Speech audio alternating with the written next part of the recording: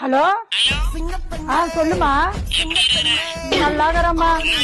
ஒண்ணும் இல்லம்மா, இது வீடா ரோடா ஒன்னும் தெரியல, ஒரே குப்பைங்களா கிடக்குது.